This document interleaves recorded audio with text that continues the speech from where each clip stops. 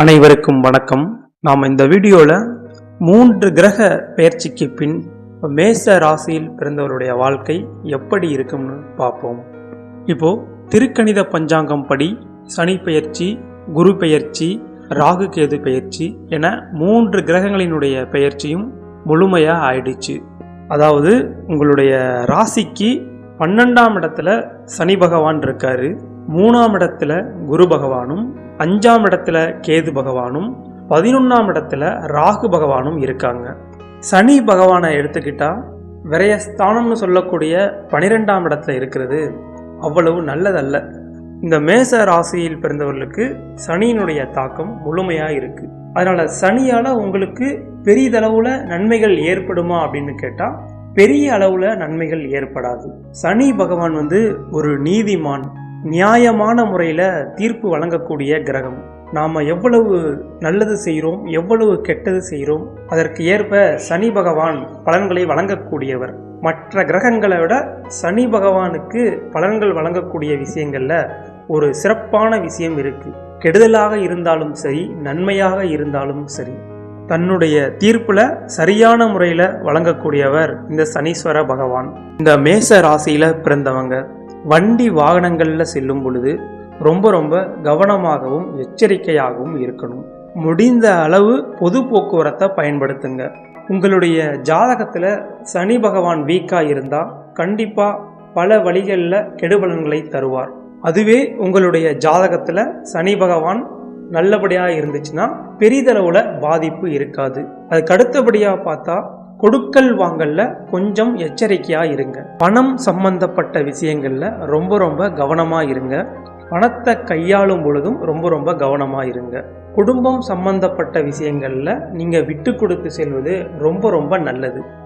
அதுக்கு அடுத்தபடியா பார்த்தா குரு பகவான் உங்களுடைய ராசிக்கு 3ஆம் இடத்துல இருக்காரு. பொதுவாகவே சுப கிரகமாக விளங்கக்கூடிய குரு பகவான் 3, 6, 8, 12 இந்த மாதிரியான ஸ்தானங்கள்ல அமரும் பொழுது அந்த அளவு நற்பலன்களை வழங்க மாட்டார். அந்த இடங்கள் எல்லாமே குரு பகவானுக்கு மறைவிடங்கள்.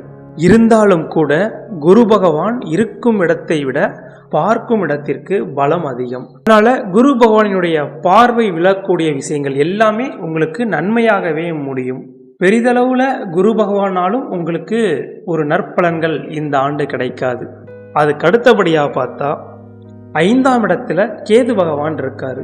5ஆம் இடம் அப்படின்றது புத்திரஸ்தானம், பூர்வ புண்ணியஸ்தானம். அந்த இடத்துல கேது பகவான் அமர்றது ஒரு வகையில தோஷம்தான். ஒரு சில குழப்பங்கள், தடங்கல்கள், தடைகள் இது எல்லாத்தையுமே ஏற்படுத்துவார். அதுபோல குழந்தை சம்பந்தப்பட்ட விஷயங்கள்ல கொஞ்சம் தடை தாமதம் ஏற்படலாம். கேது பகவான் ஒரு முழுமையான ஞானி, ஞானத்தை வழங்கக்கூடியவர். அவர் 5ஆம் இடத்துல இருக்காரு, அதுவும் சிம்ம ராசியில இருக்காரு. சிம்ம ராசியில இருக்கக்கூடிய கேது பகவானாலும் பெரிதளவுல உங்களுக்கு நன்மை கிடைக்குமா அப்படின்னு பார்த்தா அந்த அளவு பெரிதளவுல நன்மை கிடைக்காது. ஓரளவு சமமான பலன்களை வழங்கக்கூடியவர் கேது பகவான். அதுக்கு அடுத்தபடியா பார்த்தா 11ஆம் இடத்துல ராகு பகவான் இருக்காரு.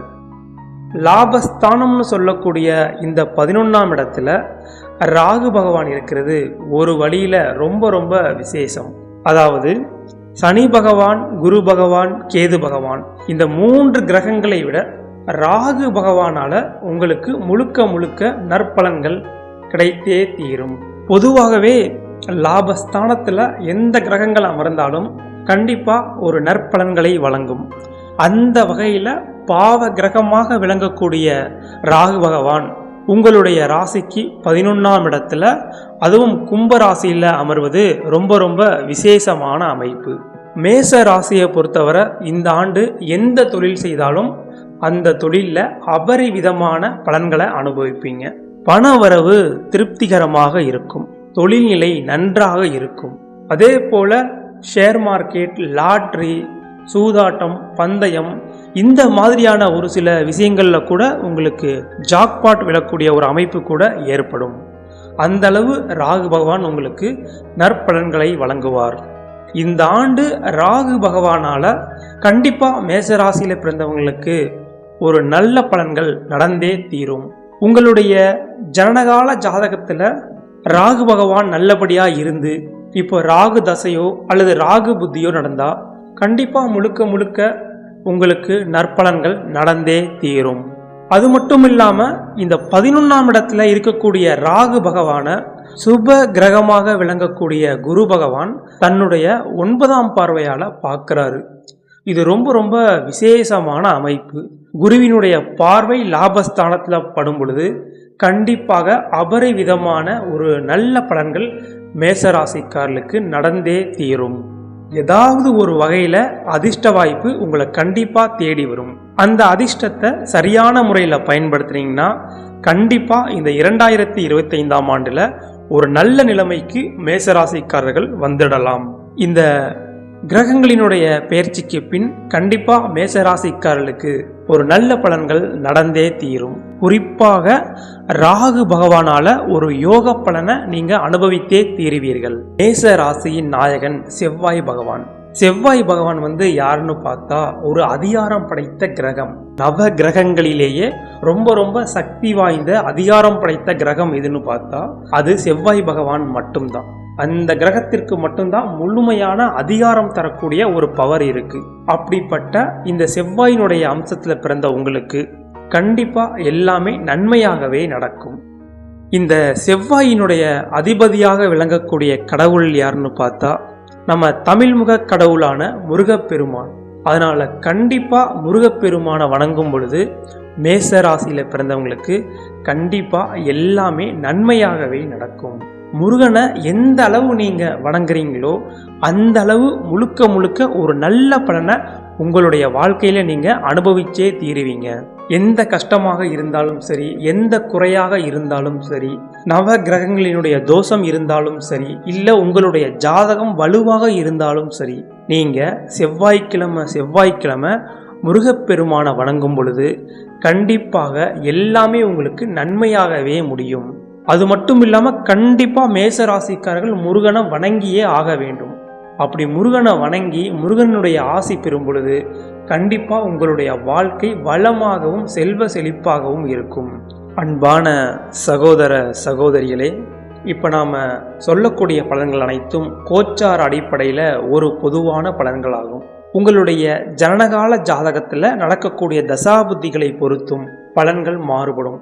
ஏன்னா இந்த கோச்சார கிரகத்துல நாம வைத்து பலன்கள் பார்க்கும் பொழுது அது 10 முதல் 20% மட்டும்தான் வேலை செய்யும். உங்களுடைய ஜனனகால ஜாதகத்துல இப்ப என்ன தசாபுத்தி நடக்குது, அந்த கிரகங்கள் எந்த நிலைமையில இருக்குது, அதை பொறுத்து தான் உங்களுக்கு முழுமையான பலன் சொல்ல முடியும். ஒரு வகையில கிரகங்கள் எப்படி இருந்தாலும் சரி, நம்மளுடைய எண்ணம், சொல், செயல், சிந்தனை இது எல்லாமே சரியான முறையில் இருக்கணும். இது எல்லாமே சரியான முறையில் இருக்கிற பட்சத்தில் கண்டிப்பாக நமக்கு நடப்பவை அனைத்தும் நன்மையாகவே நடக்கும். ஆரம்பத்தில் ஒரு சில கஷ்டங்களை அனுபவித்தாலும் முடிவு உங்களுக்கு நன்மையாகவே அமையும். அதனால இந்த மேச ராசியில் பிறந்தவங்க அனைவரும் சரியான முறையில் செயல்படுங்க. கண்டிப்பா வெற்றி உங்களுக்கு கிடைத்தே தீரும். மேலும் முருகப்பெருமான எந்த அளவு நீங்க வணங்குறீங்களோ அந்த அளவுக்கு நற்பலன்கள் உங்களுடைய வாழ்க்கையில நடந்தே தீரும். மேலும் மேச ராசியில் பிறந்தவர்களுடைய வாழ்க்கை வளமாகவும் செல்வ செழிப்பாகவும் இருக்க எல்லாம் வல்ல இறைவனை பிரார்த்திக்கிறேன். நன்றி.